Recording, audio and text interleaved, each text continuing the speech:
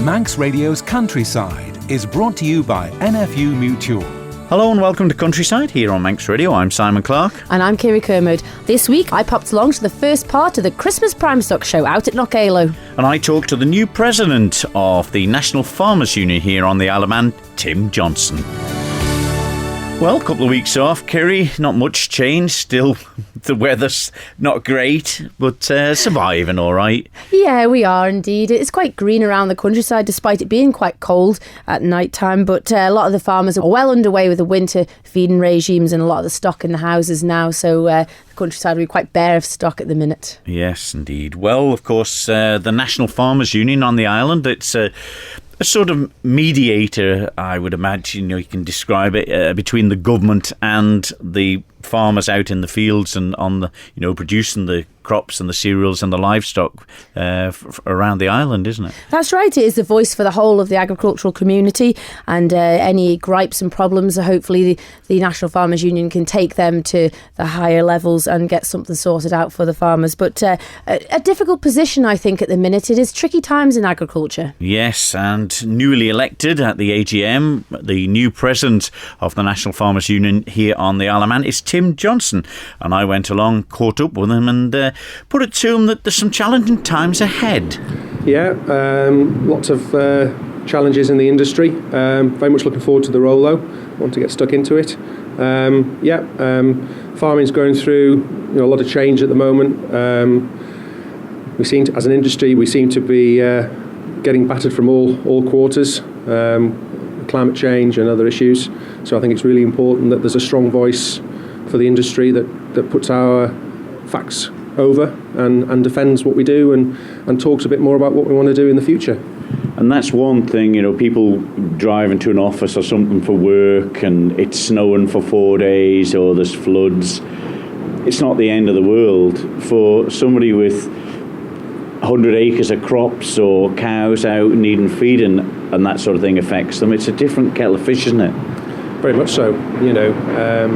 In this sort of business, you can plan as much as you like, and then the weather comes along, and that's sort of 50% of the business really, and can have a massive effect.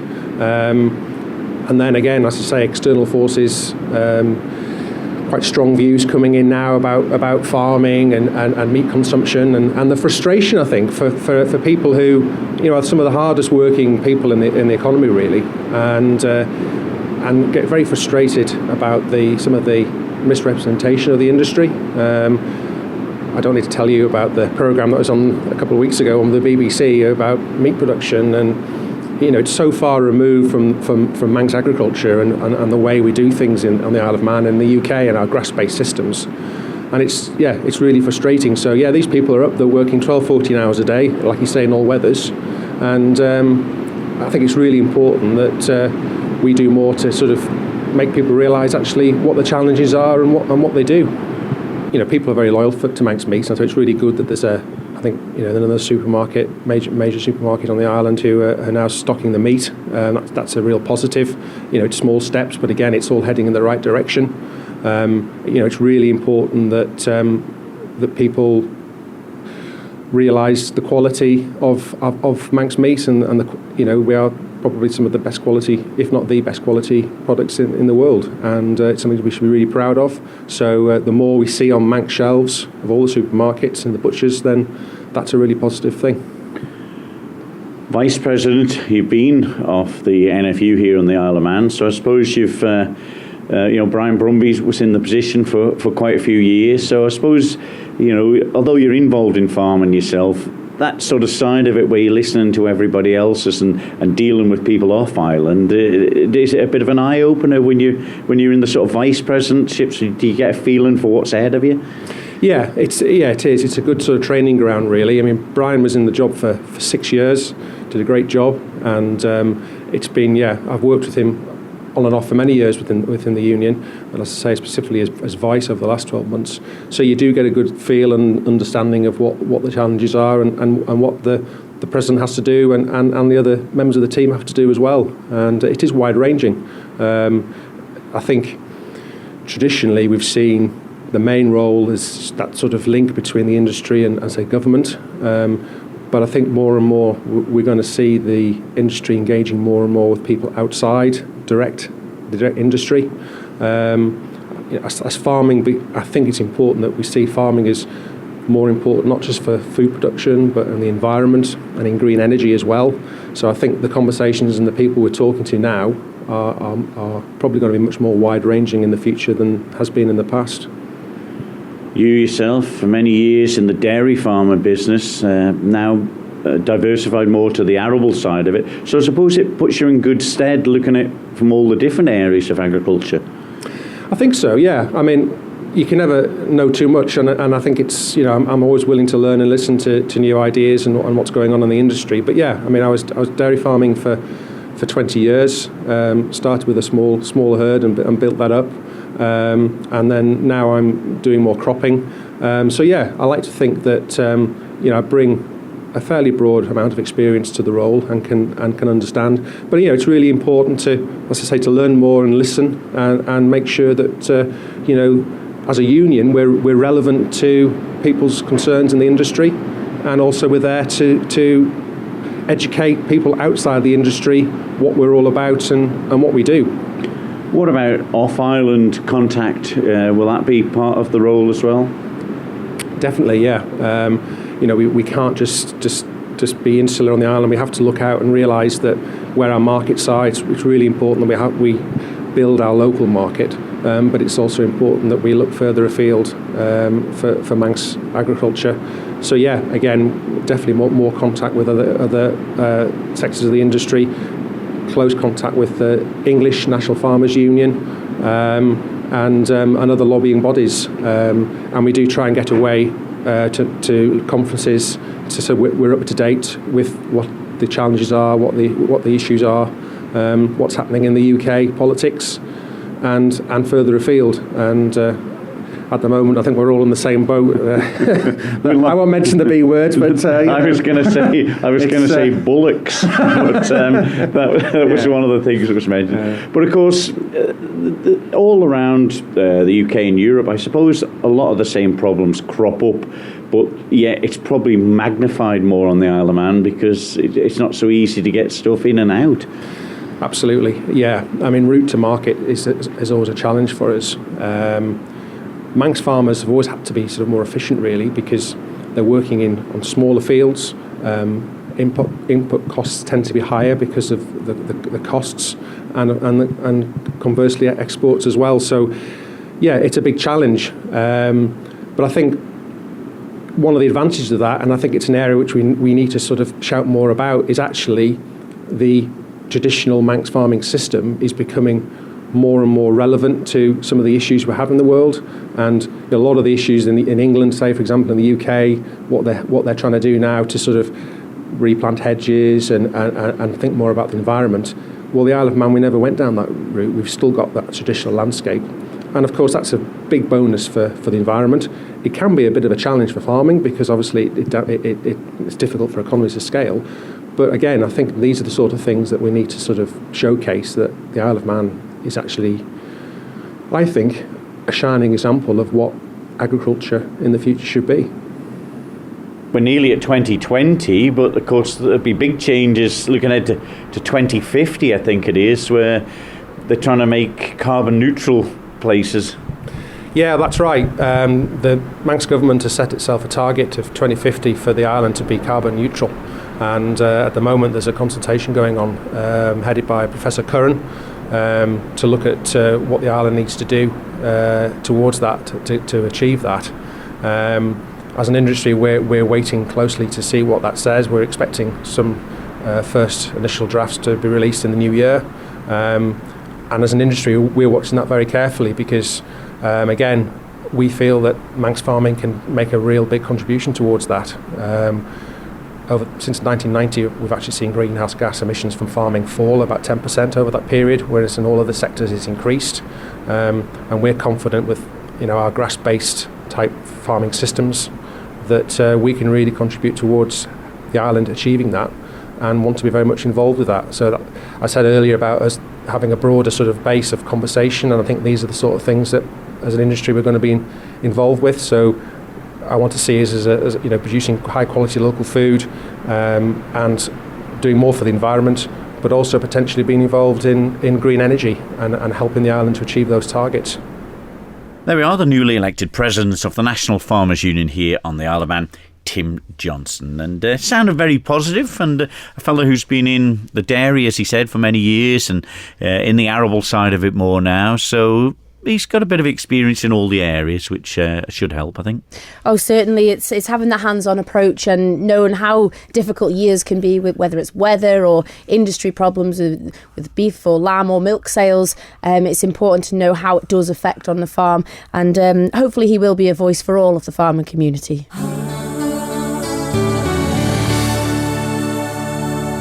You're listening to Countryside here on Manx Radio with Kirree Kermode and myself, Simon Clark. Well, Kirree, you had a busy couple of weeks there with all sorts of hats on you. The Manx Radio hat was in full flow, as was the recording device, because it was the Primestock shows. It was. This year's Primestock show was held by the Southern District Agricultural Society with help and support from the Royal Manx too, which turned out to be a good idea. It came together really well, and I popped out to Knockalo to see the first part of the show, and what a great evening it was. Well, Alan and Sandra Jones, congratulations, the champion Beltex and overall lamb at the Christmas Primestock show for 2019. You're no stranger of the ring. How has it been tonight for you lot? Well, it's been a bit of a change for us tonight. This is the first time that we've seriously entered into the sheep ring. We're usually cattle people, as you know, Kirree. This is it. And how much work goes into preparing a lamb for the likes of this competition tonight? Well, they've been in for the last 3 weeks, getting hand-rolled, getting a little bit off here and there, and generally handling them. And that's it, like you were saying, it's about presentation tonight. A lot of work goes into trimming the lambs, making sure their coats are nice and clean and tidy. It's not just done overnight. No, and it's having to be careful. You don't want to bruise them, so you're handling them gently and really doing what they want to do, but still getting them in show condition. And what goes into it to getting them right for this time of year? Because normally a lot of the spring lambs would be born in March, April time, and they maybe have already left the farms for the butchers. But these lambs, it's later in the year. How tricky has it been, Alan? Not too bad. Just giving them a little bit of cake just to get that finish onto them. And is that finish important for the breed that these are? They're very continental, a lot of muscling. They take lots of finishing compared to some of the native breeds. And to Alan tonight, did you come here expecting to come away with the championship? No. Well, you'll be regular contenders in the shows, but when was the last time you were in the Christmas Primestock show? Well, we had a heifer in last year. She came reserve champion in the live. And with the sheep? No. You can't remember? No. We've never really done it with the sheep. We won the carcass competition for the beef. Must be about 10 years ago now.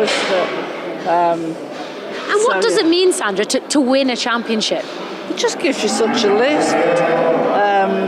I know that Mark T of the Butchers in Ramsey, he's already asked me to see have we got anything in, because he wants it for his shop. And isn't that really nice that you can tell people that they're grown on your farm and gone a few miles down the road to Ramsey to the Butchers? Yeah, and Mark has been great, because whenever we win anything, he wants the trophies, he wants the rosettes, he wants them in the windows, he wants to be able to say they're from 4 miles away, which is brilliant, which is what we do on the Isle of Man, isn't it? We don't have any miles for them to go. And do you think that's important that our local people do get that reassurance? I do. I think the quality of all livestock on the Isle of Man is absolutely brilliant, and for people they know us, they know what type of people we are, they know we care for our animals, and the quality is there, and to me that's so important. So now Thursday is around the corner, and we'll see if you can do the double. We'll see about that. But huge congratulations, Alan and Sandra. Well done. Thank you very much. Holly Faragher, well done again. You appear every year at the Primestock show. Last year, who did you have here? Starboy, Briar Rose. Starboy and Briar Rose. Well, this year you've brought them both back again. And a new member of the team, who's this? Fudge, he's a little calf and I've been practicing with him a lot. And how did you get on tonight with Fudge? Good, and in my young handlers class I got a second and a £5 note card. Why, well done. And how did the other two get on? Because last year Starboy, he was also a winner. And how did they do this time? Good, Briar Rose got a champion breed Angus, I think it was. Champion breeding heifer and first in a native heifer. You must be so proud, because I seen you in the summer show with Briar Rose, and now she's nearly twice as tall as you. How are you going to manage this year? I'm not sure. But now you've got Fudge. Now he's only little, he's only up to your waist. What are you going to do with him? I'm going to show him again next year, but instead I'm also going to show him at the Royal and Southern show as well as the Fat Stock show. That is really good. Do you enjoy doing the showing? Yes. Do you think it's really important? No, but I just think it's really fun and having a go. And who's your biggest helper? My mum and my granddad and my Uncle Glenn. Now, I believe Uncle Glenn and your mum, Emma, were in the senior handlers classes. Emma, how did you get on with the young handlers now? I came first. So winning is just in the family. Well done, Emma. It is, thank you. And what work does it take to get these animals here? All of our spare time. Thank God we only had 4 this year. But how important is it for you as a mum to see Holly come to these shows year on year? For her, it's such a confidence booster, and I see it as a way it teaches her that winning isn't everything. We come here, it doesn't matter what you get, she's out there, she's doing what she loves, she's doing what she enjoys, she's showing people what she's capable of, and it doesn't matter what colour ribbon she's got, the happiness of her animal says it all, doesn't it? But it is really nice. I've been watching from a radio broadcaster's point of view, watching Holly come through for the last few years, and the strength and confidence, like you say, is grown year on year. Females in farming industry is few and far between, and here the two of you are. I know. I think we've got a few screws missing, maybe, I don't know. So we'll go on Thursday and see how all the fat cattle have done in the abattoir, and this is so important, is to see what you do at the farms right through the process to our butchers in our local villages. Exactly, you feel harder letting them go, but it has to happen. And the way I look at it is they've had a good 2 years with us, so they've done well. We've done well by them and they've done well by us. And I think somebody wants to go home yet, and that's not Holly. You know what, I think I'm ready too. Graham Watterson, yet another Christmas champion. Well done. 2019, another winner. Thank you very much. Yes, it's an honour to be here and to have won it amongst so much good quality here today. I've got to say there was a lot of good cattle, and to win it was she was an exceptional heifer. She was fat, she was good cover, she was everything I wanted in a heifer. She was just at the top of her game, just right for the day, I thought, today. And how tricky is it to get them, like you say, to the top of their game for this show? Yes, it's quite just keeping the feeding right so they're not getting too much, and just got to get them right for this time of year. You don't want them overweight, and it's just working and feeding and watching and everything that goes with it. It's not easy, but I think it's fun. But you've got a great team around you, Graham. Yeah, I'm really, really lucky. I've got Philip there that helps me. I've got Willie Hamilton, where I just give him a blank canvas and he does all the work, really. I mean, he's a tremendous man at his game. He does a lot of cattle here today. I've also got Ellie Chadwick, which is really fantastic for support when you think you're going mad, and she's there for me. And it's made my day to see her here this evening, showing her blondes. She's back on the circuit, which has made my day. But Graham, now it is for Thursday. Can you do the double? A lot of good cattle in today. I've just looked at them and I thought it's an exceptional load of cattle in, and it's going to be hard to pick who'll win, to be honest. Yes, it'll be nerve-wracking, but really, to be honest, the live show is my thing. I like to see them walk and parade, and really that's what it's about, a live show. I don't really look at the car because it doesn't really hit me, but this is the one I always like to try and do my best in anyway. And tonight, Graham, this mart was full. It was absolutely chocker. I think it's fantastic to see so many people here, so many young ones, and really it is full and it's fantastic. Ashley Kinvig, congratulations, you got reserve champion beef at the Christmas Farmstock show. A lovely animal you had out there, in a very good class. Yes, it's a very good animal. We've done quite a few lemmies over the years, and Sandra does the feeding off them at home, and she does a really good job. We missed out last year, we didn't have one, but this year we brought two. So. And they were really lovely standout animals. But the Christmas Primestock show, Ashley, it seems to be growing year on year. Yeah, we love coming to the Christmas Fatstock show. It's just a time of the year and just like doing it. It is a really special time. But like you say, the work that goes in at home, farmers are very busy people. Farmers are very busy. We're dairy farmers, and also we have 20 Limousin cows. And, they take a lot of looking after to get them here today to this show. And how does it feel to get a lovely piece of silverware like that? Yeah, it's very good, tremendous to get a good animal. Yeah. Ian Lancaster, your first time to the Isle of Man?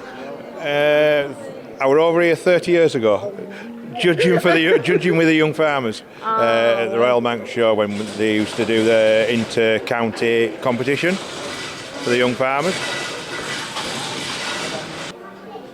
And now you're back again to do the Christmas Primestock show. That looked a difficult task.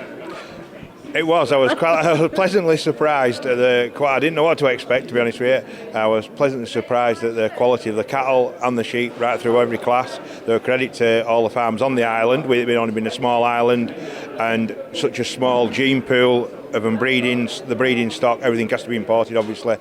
But no, I was very impressed with the complete show. Yeah.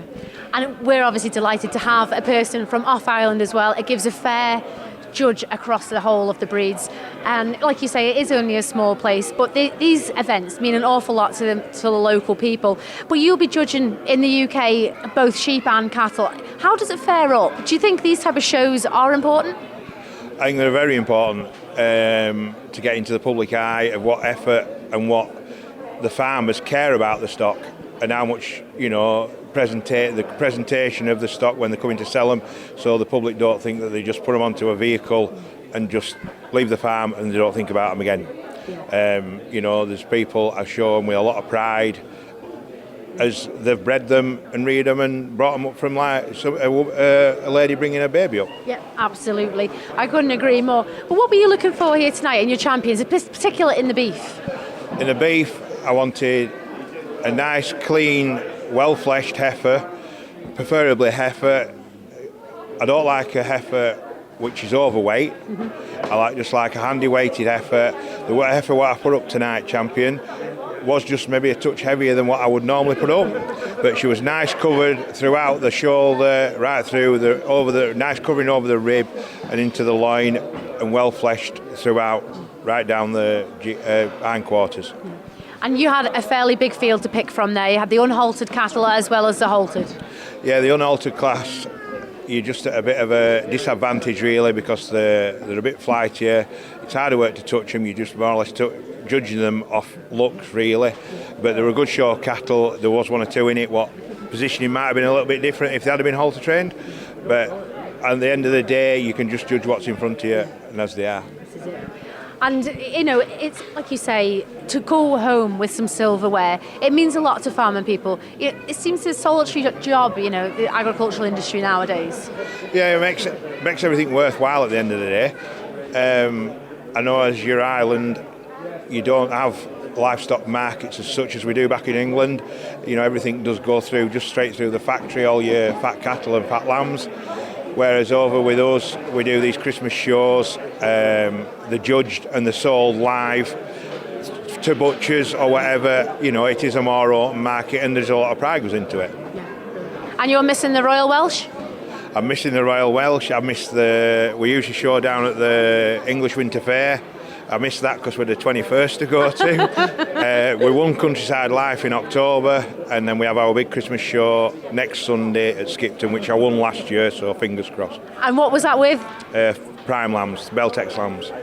So Beltex here tonight probably would have been your cup of tea then? They would, but I usually find if you're judging your own breed, you're more critical. There were some nice Texel lambs here tonight. Maybe not just carrying the same leg of lamb what the Beltex lambs would carry, but nice flesh lambs through. But when I came with the lambs, I wanted a pair what touched even right through, both lambs the same right through to from one end to the other. Sarah Comish, a very busy secretary.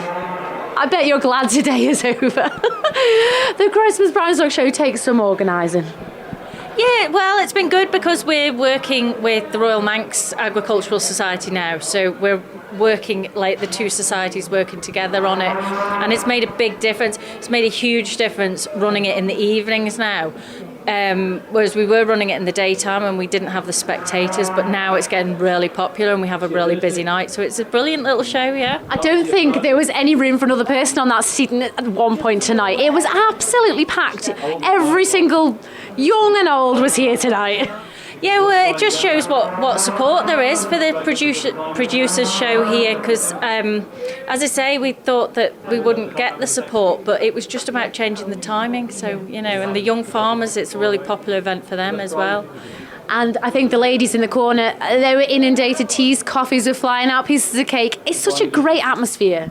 Oh, we've had brilliant catering this evening, courtesy of Brenda Skillicorn and family and team. Yeah, they've been fantastic. They've done a great job. Lots of local produce as well. This is it. Well, it's not just you. It's not just the team. It's everybody that comes together to make a show like this. Yeah, it's a real agricultural event, this one. It's a real producers show. So, and everybody steps in to help. Everybody volunteers to steward and manage the classes and everything.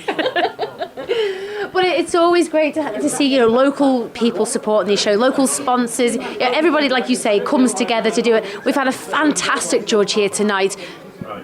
Yeah, Ian Lancaster from Clitheroe came over to do all of the judging of the lambs and the cattle and the young handlers, and he's done an absolutely brilliant job. It's been really lovely to have someone come over from the UK to judge the show, and we've had an awful lot of sponsorship this year, which is absolutely brilliant. I won't list them all, but I will say thank you to all of them because it makes such a difference.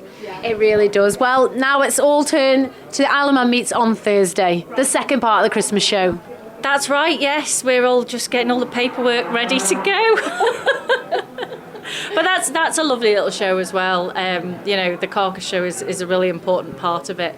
And the results can change around at that as well. So we'll see what happens. So some of the people I caught up with there at Knockala was Alan and Sandra Jones, the champion Beltex winners, Alan Clegg, the unhaltered section champion, Graham Watterson, the beef champion, Emma and Holly Faragher, who was the native champion and the young handlers winners, and the organisers Sarah Comish, the secretary of the Southern District Agricultural Society, Ashley Kinvig, the reserve champion in the beef section, and the man with the most difficult job of all, Ian Lancaster, the judge from Lancashire in England. Well, there seemed to be a real big interest in it this year, wasn't there? It was huge. It was really, really well supported. You know, the people were in abundance in the audience. Young farmers were there doing all of the young farmers' valuation and stock judging, and the ladies with the catering too. It does just make that night something special. But the compliments from Ian Lancaster, the judge, were a credit to all of the farming people there. He shows in the English Winter Fairs and the big competitions at this time of year in England, and he was actually missing the Welsh Winter Fair to judge our show. He couldn't commend them more. Well, that was just the first part of it, Kirree. Next week? That's it. We'll hear from everything that happens at Isle of Man meets, from the judges and people taking part and the winners. OK, we'll leave it there for this week's Countryside then. We're back next week. So from me, Simon Clark. And me, Kirree Kermode. We'll see you next week. Bye-bye. Bye-bye.